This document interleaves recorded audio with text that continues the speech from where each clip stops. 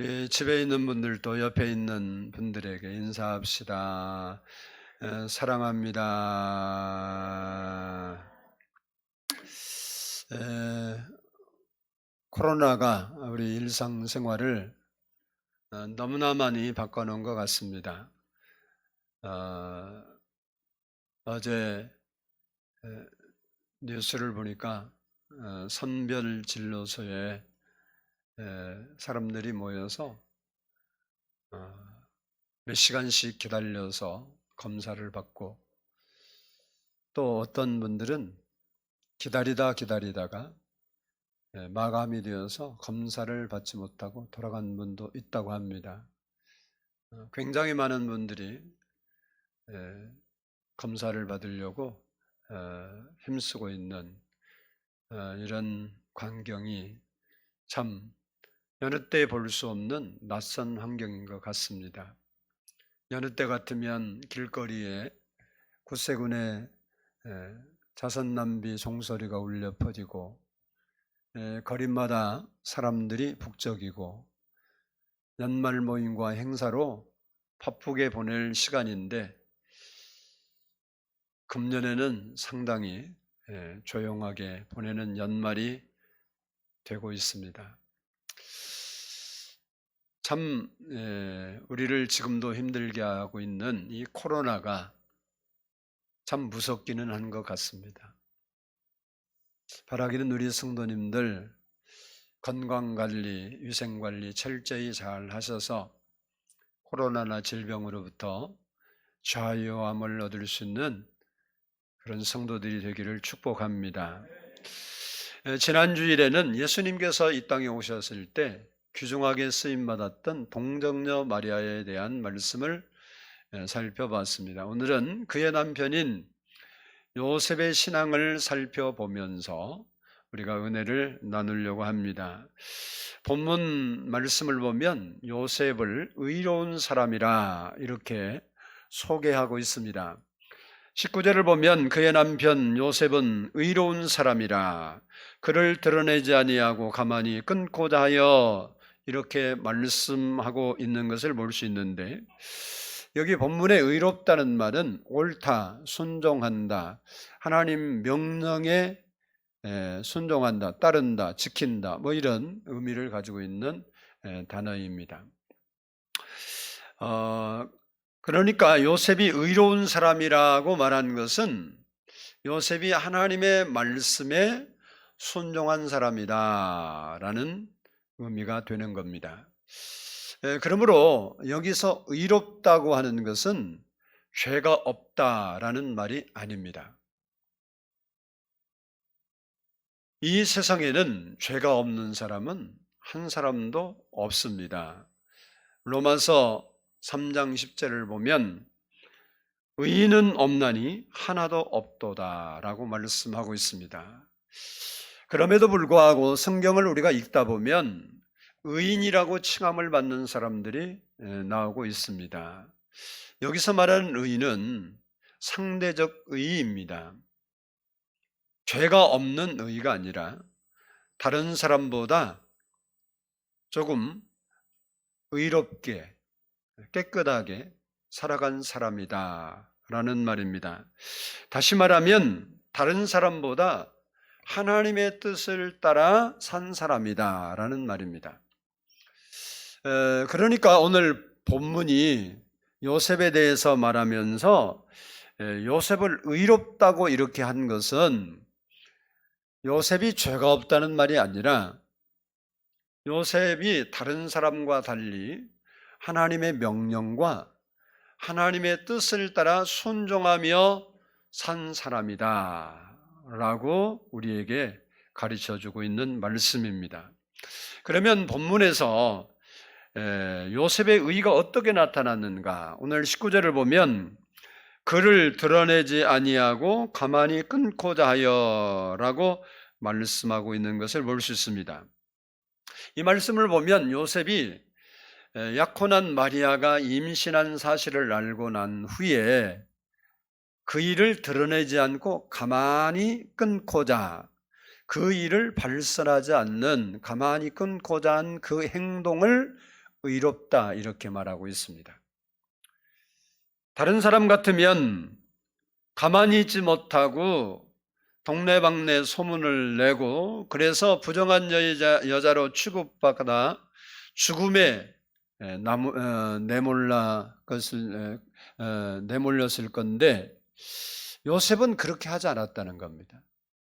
그것이 의로운 행동이었습니다. 요셉은 이처럼 의로운 사람이었습니다. 그러면 요셉의 의가 어떻게 나타나는가? 이 부분을 좀 자세히 살펴보면서 우리도 요셉의 의로움 같이 어려운 삶을 사는 성도들이 될 수 있기를 원합니다. 한번 따라서 하겠습니다. 요셉은 사람을 살리는 사람이었다. 우리 오늘 본문 19절을 같이 한번 읽어보도록 하겠습니다. 시작. 그의 남편 요셉은 의로운 사람이라 그를 드러내지 아니하고 가만히 끊고자 하여. 아멘. 요셉이 드러내지 않고 가만히 끊고자 했는데 그러면 무엇을 드러내지 않으려고 했을까? 그것은 오늘 본문의 말씀대로 자기의 약혼녀 마리아가 임신했다는 사실, 다시 말하면 임신한 사실은 나중에는 다 드러나겠죠. 왜? 배가 불러오니까 아기 가졌어? 물어볼 거 아니에요. 그러니까 다 알게 되는데 이 말을 구체적으로 말하면 자기와 관련 없이 결혼할 남편, 약혼한 남자와 관계없이 아이를 잉태한 사실을 드러내지 않은 겁니다. 요셉과 마리아는 약혼한 사이였습니다. 그러니까 두 사람이 얼마나 달콤한 사랑에 빠져 있었겠습니까? 결혼 날짜를 앞두고 서로 만나면 기분 좋고 안 보면 잠이 안 오고 봐도 실증 안 나고 만나면 헤어지기 싫은 아름다운 사랑에 빠져서 살고 있을 때이지 않았겠습니까? 그런데 이렇게 행복한 시간을 지내고 있는데 어느 날 이 마리아에게 가브리엘 천사가 찾아온 거예요. 그리고 와서 너희는 아이를 가질 것이다 라고 수태고지를 했습니다. 그리고 나서 마리아가 성령으로 아이를 잉태하게 됩니다. 이 일이 있은 직후에 천사가 한 말을 그가 기억하고 저 산골에 살고 있는 엘리사벳 친척 집으로 찾아갔습니다. 그가 그곳을 간 이유가 뭐냐면 가브리엘 천사가 마리아가 성령으로 잉태한다니까 그 말을 믿을 수가 없잖아요. 내가 남자도 모르는데 어떻게 아기를 낳아요?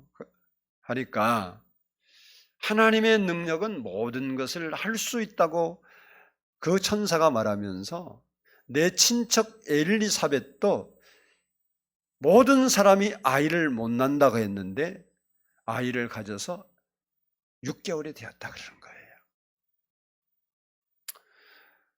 누가복음 1장 36절을 보면 보라 내 친족 엘리사벳도 늙어서 아들을 배었느니라. 본래 임신하지 못한다고 알려진 이가 이미 6달이 되었다. 이렇게 말해준 거예요. 얼마나 궁금하겠어요. 요즘 같이 핸드폰 있으면 얼른 전화해 갖고 확인해 보겠지만 그게 안 되잖아요. 그러니까 그 산골로 달려간 거예요. 확인하려고. 그리고 거기 가서 3개월을 머물다가 집으로 돌아옵니다. 집에 돌아와서 이제 누구를 만나야겠어요? 약혼자 만나야 하잖아요. 사랑하고 보고 싶은 약혼자. 사실 야곱이라네. 이 마리아는 아무런 변한 게 없어요. 그래서 요셉 만나서 그동안 있었던 일들을 자초지정을 다 이야기하고 마지막으로 그런 고백을 하는 거예요. 자기야, 내가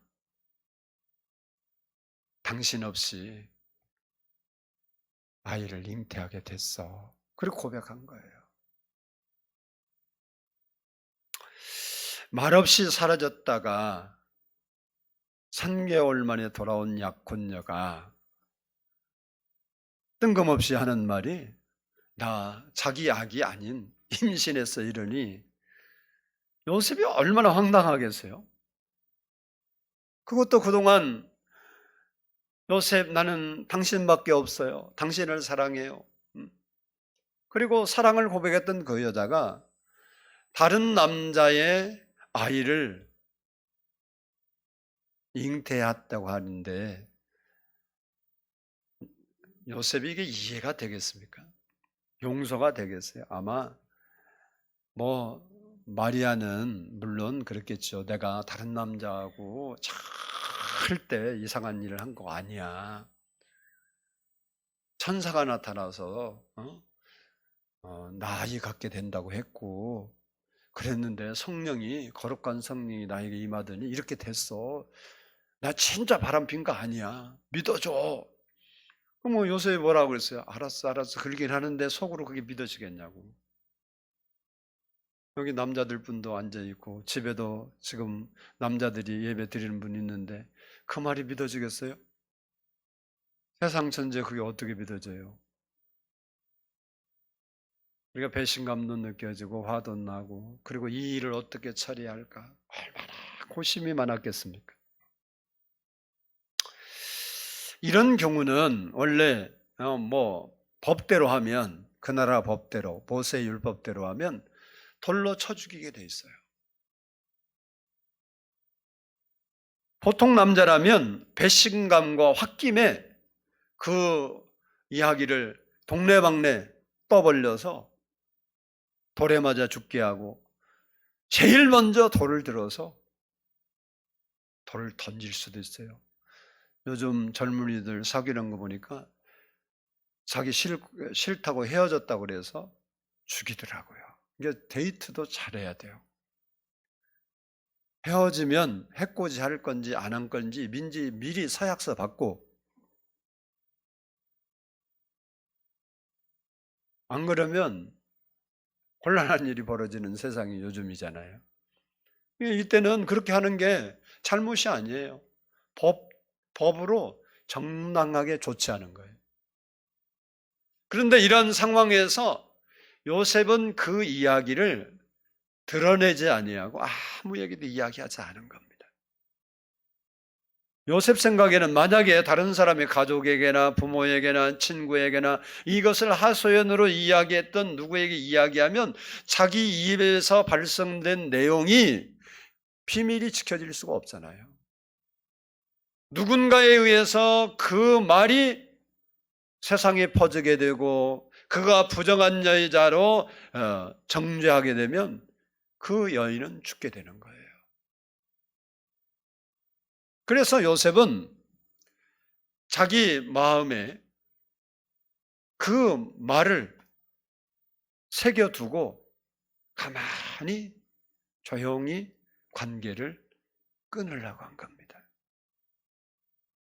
그러면요, 관계를 끊었는데 아기는 가졌잖아요. 그럼 친정으로 예를 들어서 쫓겨가요. 쫓겨가면 아이는 낳을 거 아니에요. 그러면 요셉의 입을 딱 다물고 있어요. 그럼 누구 아들인 줄 알겠어요?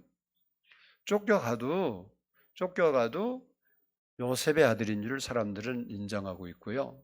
또 요셉의 생각에서는 그렇게 할 이유가 이런 것도 있어요. 분명히 나를 사랑한다고 하는데 저 여자가 어떤 남자와 바람이 나서 다른 남자를 사랑해서 나보다 더 사랑해서 나에게는 동침 안 했다 그랬잖아요. 몸도 안 줬는데 몸까지 다 줘서 저런 일이 있나 보다. 그러면 저 여자의 행복을 위해서 내가 입 다물어 주는 것이 그 남자 만나서 평생 아이 낳고 행복하게 살지 않겠느냐 이 생각을 할 수도 있어요. 좋은 의미에서. 그렇게 생각할 남자가 있을지는 모르지만 요셉이라면 한번 생각해 보는 거예요. 하여간 이것은 요셉이 마리아를 살리려고 하는 의로운 행동이었다는 거예요. 자기 입장에서 자기 기분만 생각하면 분명히 마리아를 정죄했을 거예요. 근데 이 요셉이 자기 입장에서만 생각하지 않고 마리아의 입장에서 생각해 본 거예요. 마리아의 입장에서. 그래서 살려야겠다라는 결심을 한 거예요. 요셉은 마리아를 살릴 수도 있고 죽일 수도 있었습니다. 왜냐하면 그 당시 법으로 말하면 그 이야기를 자기가 그냥 이야기만 하면 마리아는 죽게 돼 있어요. 그런데도 불구하고 요셉이 살리는 쪽을 선택했다는 것이 중요합니다. 이것이 하나님의 마음이에요. 하나님은 우리가 죄로 말미암아 영원히 죽을 수밖에 없는데도 우리를 살리려고 예수 그리스도를 이 땅에 보내주신 거예요. 우리를 살리려고. 하나님 입장을 생각하면 우리를 그럴 필요 없어요. 우리가 허물이 많고 연약해서 죄로 영원히 죽을 수밖에 없으니까 우리를 살리려고 예수님을 보내신 거예요. 하나님은 살리는 하나님이시에요. 요셉이 이렇게 한 것이 하나님의 마음에 든 거예요. 하나님의 마음처럼 그가 살리는 일을 한 거예요. 그래서 요셉을 의롭다고 말한 겁니다. 예수님께서도 가늠하다 현장에 잡힌 여인을 끌고 와서 사람들이 손에 돈을 듣고 예수님께 이렇게 질문을 합니다. 모세는 이런 여인을 돌로 쳐 죽이라고 했는데 선생님은 어찌 말하시겠습니까? 그때 예수님께서 너희 중에 죄가 없는 자가 먼저 돌로 치라 이렇게 말씀하셨고, 그 사람들이 자기 양심의 가책을 느껴서 돌을 다 내려놓고 다 돌아갔다고 했습니다. 예수님과 이 여인 둘만이 남아 있을 때 예수님께서 이 여인에게 이렇게 말합니다. 나도 너를 정죄하지 않았느니. 지금 사람들이 와서 뭐라고 그랬어요? 이 사람은 간음하다가 현장에서 걸린 여자입니다. 그러면 모세의 율법은 당연히 악을 제거하기 위해서 돌로 쳐서 죽이라 그랬어요. 근데 예수님이 그를 보고 그러는 거예요. 나도 너를 죄를 정하지 않겠다. 왜? 죄를 정하면 어떻게? 예수님이 돌로 쳐야 되는 거예요. 그리고 살려주신 겁니다. 만일 이 여인이 예수님을 그날 못 만났다고 한다면 그날 다른 사람들의 돌에 의해서 죽은 여인이에요. 그런데 살리시는 예수님을 만났기 때문에 죄 용서함도 받고 살 수 있게 된 것입니다. 요셉의 이러한 의로운 결정은 단지 마리아만 살린 게 아니에요. 마리아의 태중에 있는 예수님도 살린 겁니다. 마리아가 죽으면 태중에 있는 예수님도 죽는 겁니다. 이제 3개월밖에 되지 않는 어린 생명이 엄마는 돌에 맞아 죽었는데 능력으로 살아나서 혼자 살아났다. 이런 건 상상할 수 없는 얘기잖아요. 죽는 거예요. 뿐만 아니라 요셉의 이런 의로운 행동은 단지 마리아만 생각했던 것 같지만 예수님도 살릴 뿐만 아니라 온 인류를 살리는 일이 된 겁니다. 만일이라는 게 없어요. 성경에는 사실. 만일 그러면 말이 안 되니까. 만일 요셉이 정죄를 하고 마리아를 돌에 맞아 죽게 해서 마리아가 죽었다면 예수님도 함께 죽었을 거고, 그러면 십자가도 구원도 없습니다.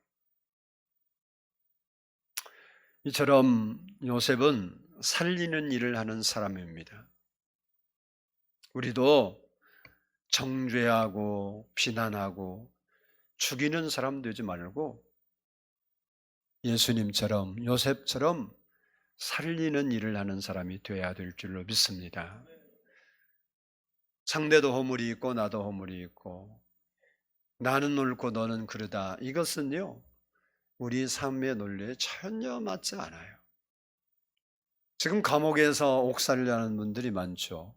그중에는 억울한 누명을 쓰고 옥살이한 사람도 때로 있어요. 그래서 이번에도 그 화성 사건에서 무죄 판결 받았잖아요. 평생 옥살이를 수십 년 했는데. 근데 여러분, 감옥에 있는 사람하고 여러분하고 그렇게 많이 차이는 안 나는 거예요.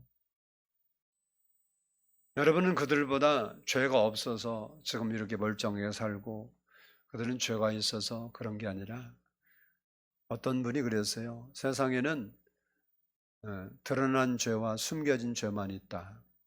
우리는 우리의 죄가 다 안 드러나서, 물론 감옥에 갈 죄를 졌다는 얘기는 아니에요. 하나님 앞에서 보면 그렇다 이 소리예요. 드러난 죄와 안 드러난 죄, 하나님 앞에서 의인은 하나도 없습니다. 다 죄인입니다. 그래서 죄인 된 우리는 뭐 하는 사람이 되느냐? 살리는 일을 해야 되는 사람. 여러분의 인생을 살면서 나 때문에 다른 사람들이 실족하고 넘어지고 피해보고 하는 삶 살지 말고, 나로 인해서 힘을 얻고 용기를 얻고 용서를 받으면 얼마나 감사하겠어요. 그런 살리는 여러분 될 수 있기를 축복합니다. 두 번째, 따라서 합시다. 요셉은 순종의 사람이었다. 우리 본문 24절을 같이 한번 읽어보도록 하겠습니다. 시작. 요셉이 잠에서 깨어 일어나 주의 사자의 분부대로 행하여 그의 아내를 데려왔으나. 아멘. 그동안 요셉은 자기의 약혼자 마리아가 임신한 사실을 알고 난 후에 마리아와 관계를 조용히 정리하려고 생각 중에 있었습니다. 근데 그때 주의 사자가 현몽해서 요셉에게 말하는 거예요. 내 아내 마리아에게 임신된 것은 성령으로 임신된 것이니까 그를 두려워하지 말고 집으로 데려와라. 근데 사실 요셉의 입장에서 현몽이 꿈꾸는 거예요. 꿈에 나타나서 주의 사자가 이야기했는데 그 말이 이해가 될까요? 받아들이기도 어렵고 믿기도 어려워요.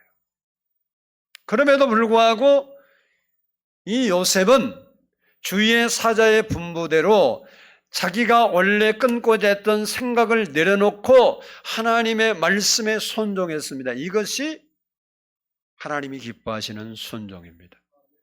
순종이란 자기 생각과 계획을 내려놓고 하나님의 말씀을 따르는 것을 말합니다.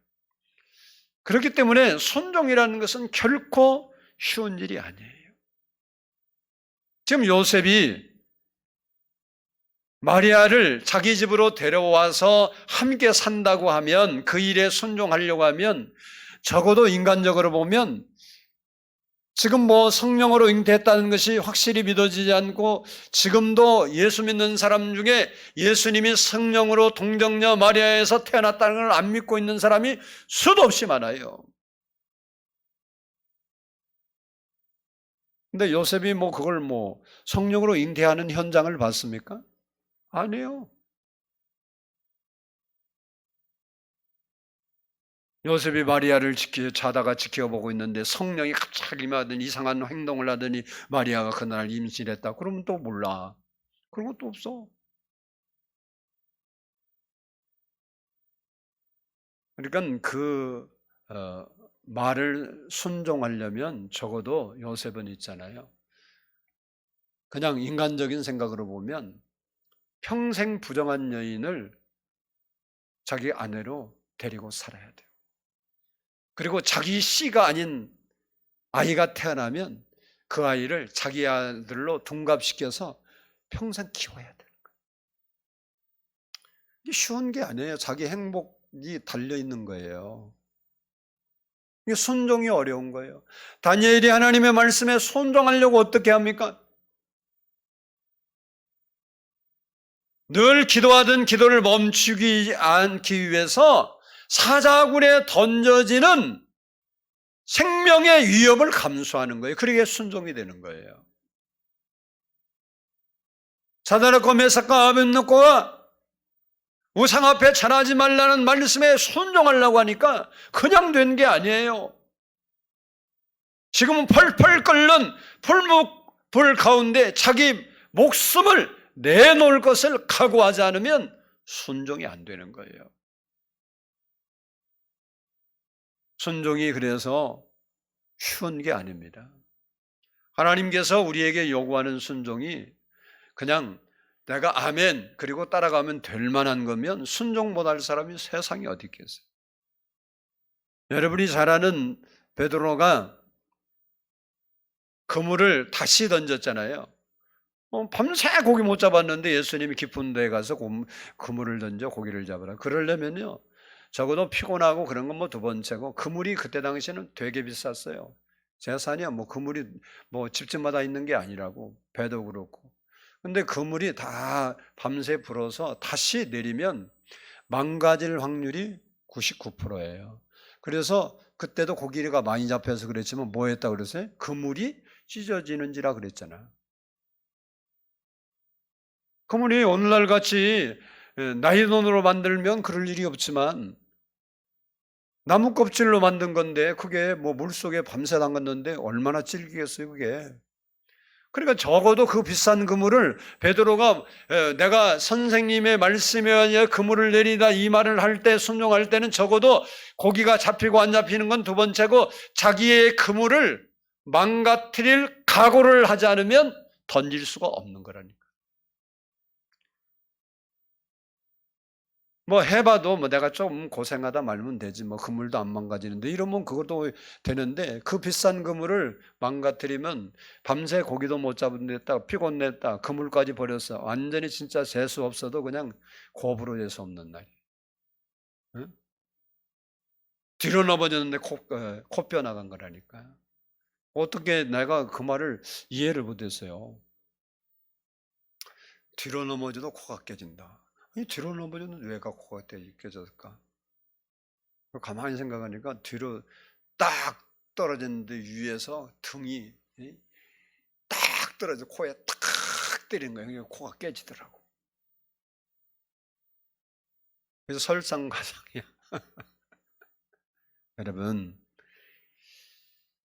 순종이 쉽지 않아요. 그래서 하나님이 필요로 한 사람은요, 위대한 영웅이 아니에요. 하나님 말씀에 순종한 사람이에요. 왜 하나님이 사울을 버리고 다윗을 선택했어요? 사울은 죄가 많고 다윗은 죄가 없어서입니까? 아니에요. 사울은 여호와의 말씀을 버렸다 그랬어요. 그 말은 무슨 얘기예요? 순종하지 않았다. 네, 다윗은요 불순종한 적이 있잖아요, 여러분. 죄를 전 적이 있는데, 그런데 여호와의 말씀을 버렸다는 말이 없어요. 그게 뭐냐면 자기 연약함과 실수로 넘어진 것을 깨닫고 회개했다는 거예요. 그래서 다윗을 쓴 거라니까. 하나님을 찾는 사람은 요셉처럼 순종하는 사람을 찾고, 이런 사람을 통해서 하나님의 뜻을 이루어 가시고 복을 주시는 겁니다. 19세기 영국이 낳은 아주 위대한 설교자가 있는데, 우리가 잘 아는 스펄천 목사님이에요. 이분은 뭐 대단한 분이에요. 막 연극장을 빌려서 이렇게 집회를 하면 막 꽉 비어졌어요. 막 그 설교 들으려고. 그렇게 유명한 설교자인데, 이분이 런던에서 목회하고 런던에 고아원이 있어요. 고아원을 이렇게 돌보고 있었는데, 이 고아원에 급히 꼭 필요한 자금이 300파운드였습니다. 300파운드가 필요해서 그 돈을 마련하려고 이제 계획을 세우고 교회를 순회하면서 집회를 해서 이제 300데나리온을 이게 돈을 이제 마련하기 위해서 이렇게 집회를 하는 거예요. 그래서 300데나리온을 모았어요. 일정 마지막 날 이제 얼마나 피곤하고 힘들겠어요. 집에 와서 이제 쉬려고 침대에 딱 누워서 이제 잠자려고 하고 있는데 하나님의 음성이 은은하게 이 스테반의 귀에, 스테반이라네, 스펄전 목사님 귀에 들리는 거예요.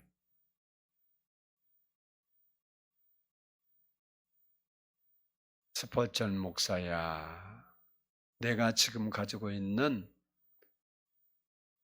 300파운드의 돈을 조지 물레에게 갖다 줘라. 지금 자기 고아원에 고생하는 애들을 위해 꼭 필요한 돈이라 그렇게 힘들게 모았는데, 모아서 이제 됐다 그러고 있는데 하나님이 하신 말씀이, 고아원 많이 그 고아들 챙긴 사람 조지 물러 알잖아요. 기도의 사람. 거기 갖다 주라는 거예요. 너무 당황해서 항의했어요. 그렇지만 주님, 이 돈은 런던에 있는 우리 고아원 불쌍한 고아들을 위해서 꼭 필요한 돈인거리요. 그랬더니 주님이 다시 음성이 들렸어요. 스펄전 목사야, 그 돈 내가 쓰도록 하라. 이랬으면 얼마나 좋겠어요. 그게 아니고 그 300파운드 조지 물레에게 주가라. 그러니까 침상에 누워서 그 말을 듣고 그냥 마음에 얼마나 지금 갈등이 있겠어요. 결국은 이 스펄전 목사님이 주님 뜻대로 하겠습니다 하고 순종했더니 마음에 평화하고 잠이 들었어요. 그리고 그 다음날 일찍 일어나서 조지 물러 고아원을 찾아갔습니다. 고아원을 딱 여니까 조지 물러가 보이는 거예요. 근데 큰 성경책을 앞에 놓고 무릎을 꿇고 열심히 기도하는 중이었어요. 스펄전 목사님이 조지 물러에게 다가가서 어깨에 손을 딱 얹고 다정하게 이렇게 말했어요. 하나님께서 이 돈 300파운드를 자네에게 주라고 하시더군. 그러니까 조지 물러가 기도하다가 깜짝 놀라고 감격해서 이렇게 대답해서, 스펄전 목사님, 제가 주님께 지금까지 한사코 달라고 요청한 돈이 300파운드였습니다. 주님 감사합니다. 그러니까 스펄전 목사님 열심히 뛰어서 돈 모아놨더니 기도하는 조지 물러 갖다 주래. 그리고 이제 뭐 하나님의 뜻이, 그러니까 뭐 이게 액수가 차이 나면 이제 이거 내가 응답 잘못 받았나, 그런데 300파운드 딱 갖고 가니까 조지 물러 가는 말이, 내가 지금까지 한사코 주님께 달라고 요청한 돈이 300파운드라 했다는 게 딱 맞잖아. 하나님은 희한한 역사를 많이 해요. 옛날에 이름은 대만 정모 목사님인데 큰 교회를 했던 분이에요. 근데 그분이 건축을 하고 막 너무 어려워서 뭐 이제 빚을 갚아야 하는, 빚을 보고 날짜는 다 되고 이제 내일이면 문제가 생긴 거예요. 온 3천만 원이 필요해서 3천 몇백 원, 정확한 게 얼마인지 모르는데 이제 그 정도의 돈이, 옛날 돈이니까 그것도 크죠. 근데 그러니까 내일인데 오늘 오후까지 돈을 빌리려고 막 여기저기 막 사람들 안에서 탁 했는데 끌어당기고 딱 끌어당기는 이제 가져올 돈이 없는 거예요. 그러니까 두 부부가 뭐 할 일 없잖아요. 이제는 우리 가서 기도하자. 그래서 두 목사님과 사모님이 교회 가서 하나님 3천만 원 그리고 기도를 했어요. 근데 그날까지 했는데 그리고 기도하고 아침에 이제 한 10시쯤 됐는데 아는 목사님이 전화 왔더래. 목사님, 왜요? 그랬더니 목사님 돈 필요해요? 그렇다고 얼마가 필요해요? 그러니까 이 목사님이 3천, 뭐 정확한 돈은 몰라요. 3천 얼마를 하는데 얼마가 필요합니다. 그랬더니 어쩔 수 없구만. 그 목사님도 뭐 몇 년인지 잊어버렸어요. 오래돼서. 근데 오랫동안 이 적금을 들은 거예요. 그날 딱 탄 거야. 그날 밤에 하나님이 그거 정 목사 갖다 줘라 그러더래. 근데 이게 잘못 들어야 또 기도하면 또 그래. 그럼 목사가 안 순종할 수가 없잖아요. 그래서 왜 전화를 해봤냐면 이 목사님이 달라는 돈 해가고 자기 액수하고 틀리면 이거 응답 아니다 그러려고 했더니 자기가 탄 액수하고 그 목사님이 바라는 액수가 똑같더래. 그래서 야 이건 하나님 뜻이구나. 그래서 갖다 드렸대. 참 하나님이 나는 그런 거 들으면요 뭐 하나님 대단하잖아요. 어떤 목사님 뭐 수십 년 적금 들게 해서 그거 또 쓰는 사람도 따로 있잖아. 그리고 그런 말 있잖아. 보는 사람 따로 쓰는 사람 따로. 하나님이 그러면 그쪽에 뭐가 있느냐. 근데 이제 이 스펄전 목사님도 이제 하나님의 뜻이 이루어져 서로 껴안고 막 기뻐하고 그리고 즉시 헤어져서 이제 런던으로 돌아온 거예요. 자기 집으로 돌아왔는데 자기 책상 위에 편지 한 통이 기다리고 있는 거예요. 편지를 딱 열어봤더니 300긴이 영국 금화가 들어있는 거예요. 그러니까 지금 하나님의 뜻이 이루어지지만 또 300파운드가 없어져서 좀 허탈했잖아. 근데 그걸 보니 얼마나 기쁘고 흥분해서 소리쳤어요. 그러면 그렇지 하나님께서 내 300파운드에다가 300실링의 이자를 더해서 나에게 돌려주셨구만. 그리고 막 감사했대. 그러니까 스펄전 목사님이 그거 안 갖다 줬으면 그 돈이 안 생기는 거예요. 하나님은 순종하는 사람을 통해서 하나님의 일을 하시는 거예요. 왜 마리아를 선택했을까? 하나님 말씀에 주의 여종이니 말씀대로 하옵소서 하는 순종의 사람이기 때문에 그를 선택했고, 왜 요셉을 썼을까? 요셉이 하나님 말씀 자기 이론과 상식에는 맞지 않지만 하나님 말씀대로 내 아내 마리아를 데려오라 하면 데려올 순종의 사람이기 때문에 썼다는 겁니다. 우리를 또 요셉처럼 스펄전 목사님처럼 순종의 사람이 될 수 있기를 축복합니다. 마지막으로 따라서 합시다. 요셉은 절제의 사람이었다. 본문 24절 25절을 한번 읽어보도록 하겠습니다. 요셉이 잠에서 깨어 일어나 주의 사자의 분부대로 향하여 그의 아내를 데려왔으나 아들을 낳기까지 동침하지 아니하더니 나음의 이름을 예수라 하니라. 아멘. 요셉은 약혼한 마리아가 동거하기 전에, 자기와 함께 동거하기 전에 성령으로 잉태된 사실을 알고 난 후에 마리아를 세상 사람들의 비난과 위협으로부터 보호하고 하나님의 뜻을 이루려고 자기 집으로 데려와요. 안 데려오면 어떻게 되겠어요? 뭐 요셉의 씨라도 뭐 이상한 소문 들고 같이 살지도 않는데 어떻게 해갖고 아이 낳았대. 저 진짜 요셉 아이 맞아? 그러고 별소리 다 날 거 아니에요.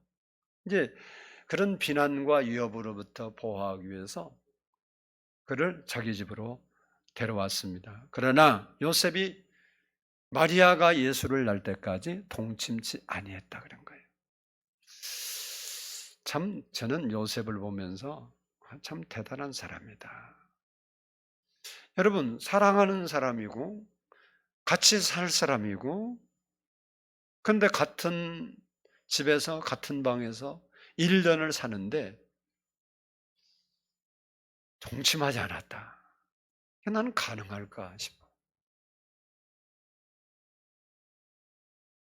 아니 그렇지 않는데도 같이 있으면 그거 이상한 일이 벌어지기가 쉬운 세상인데 이게 어떻게 가능할까? 물론 인간적인 입장에서 보면 요셉이 자기를 다스리고 정욕을 제어할 수 있는 힘을 가졌기 때문에 그런 거예요. 그런데 은혜 쪽에서 보면 이거 인간의 힘으로 도저히 할 수가 없어요. 내가 아무리 생각해봐도 이게 가능한 사람 손 들어봐 봐봐. 이게 가능하지 않아. 그러면 왜 됐을까? 하나님이 요셉에게 은혜를 베푸시니까 된 거예요. 하나님의 은혜가 그의 마음과 그의 몸과 그의 삶을 붙잡아 주신 거다. 여러분, 이렇게 요셉이 의롭게 된 것은 요셉이 멋진 사람이고 훌륭한 사람이고 괜찮은 사람이어서 의로운 사람이 된 것이 아니라 하나님께서 요셉에게 그 은혜를 주셨기 때문에 그런 거예요. 우리도 세상으로 보면 별 볼 일 없고 할 수 없고 연약하지만 하나님이 우리에게 은혜를 주시면 우리도 될 수 있는 거예요. 그래서 요셉은 자기 절제를 잘한 사람이었어요. 잠언 16장 32절을 보면 자기 마음을 다스리는 자는 성을 빼앗는 자보다 나으니라 그렇게 말씀했습니다. 그리고 성령의 9가지 열매 중에 가장 마지막 게 뭐냐? 절제 열매예요. 그러니까 그 말씀대로 하면 요셉에게 하나님께서 무슨 은사를 주신 거예요? 절제의 은사를 주신 거예요. 우리가 다른 은사를 몰라도 절제 은사를 잘 받아야 돼. 아멘. 그리스도인은 하나님의 영광과 하나님의 뜻을 이루고 교회의 덕을 세우기 위해서 절제도 할 줄 알아야 된다는 겁니다.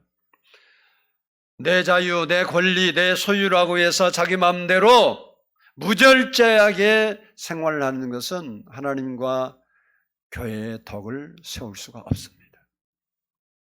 그렇기 때문에 그리스도인들은 말과 행동과 뿐만 아니라 먹는 음식, 물질 사용, 부부 관계까지 모든 부분에 적절하게 절제할 줄 아는 지혜로운 사람이 되어야 합니다.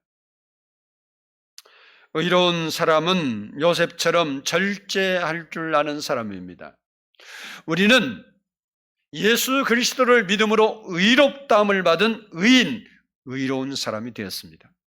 로마서 5장 9절 말씀을 보면 우리가 그의 피로 말미암아 의롭다 하심을 받았으니 라고 말하고 있습니다. 그렇기 때문에 우리도 요셉처럼 의로운 삶을 살아야 돼요. 절제되는 삶을 살아야 한다고요. 요셉은 마리아와 관계에서 절제했지만 우리가 절제할 건 뭐냐? 따라서 합시다. 죄 짓는 일을 절제해야 된다. 죄 지을 일이 있을 때 절제해야 되는 거예요. 하와가 선악과를 따먹고 싶은 마음이 있어서 보니까 어떻게 보암직하고 먹음직하고 탐스럽게 할 만큼 지혜롭게 할 만큼 탐스러운 열매라고 그랬잖아요. 그렇게 먹고 싶어서 춤이 꼴딱꼴딱 넘어가도 저것은 하나님 먹으면 안 된다고 말씀해서 하고 절제했어야 된다니까. 아가는 물질의 욕심을 절제하지 못했다가 죽었죠. 아나니아와 삽비라는 하나님 앞에 헌신한다고 했는데 물질의 욕심을 이기지 못하고 절제하지 못해서 현장에서 죽었습니다. 삼손은 정욕을 절제하지 못해서 눈이 빠지고 실패하는 인생이 되었습니다. 우리 믿는 사람은 절제할 줄 알아야 되는 거예요. 절제 중에 가장 좋은 절제가 뭐냐? 하나님 말씀 아닌 것은 NO 하고 안 할 수 있는 절제가 있어야 하고 하나님 말씀에는 이해하고 할 수 있는 능력이 있어야 되는 거예요. 요셉이 이렇게 의로운 사람이라고 평가를 받고 의로운 행동을 나타냈던 것을 보면 바로 그런 사람이었다는 거예요. 처음에 말씀대로 의롭다는 말 속에는 하나님의 명령을 지킨다라는 말입니다. 우리가 이 성탄의 계절을 살아가면서 요셉이 예수님이 이 땅에 오시는 성탄을 이루기 위해서 결정적인 헌신을 한 사람이에요. 우리도 다시 오실 예수님을 기대하면서 하나님의 뜻을 이루는데 결정적인 헌신과 충성을 할 수 있는 믿음의 삶을 살아가는 우리 성도들이 다 되기를 주의 이름으로 축복합니다. 기도하겠습니다. 사랑의 아버지 하나님 감사합니다. 오늘도 이렇게 저희가 하나님 앞에 나와서 예배할 수 있는 은혜 주신 것을 진심으로 감사합니다. 오늘은 요셉의 삶을 통해서 우리가 본받아야 할 것이 무엇인가를 살펴봤습니다. 요셉이 의로운 사람인 것처럼 우리도 예수 그리스도를 믿음으로 의롭다 칭함을 받아 의인이 되었으므로 우리도 요셉과 같은 삶을 살아야 하는데, 요셉은 비난하고 정죄하는 삶이 아니라 다른 사람을 살리는 삶을 살았습니다. 우리 때문에 많은 사람이 살아날 수 있는 삶을 살 수 있게 해 주시기를 원합니다. 그리고 요셉은 순종의 사람이 되어서 순종하며 살았습니다. 아버지 하나님 또한 절제의 삶을 살았습니다.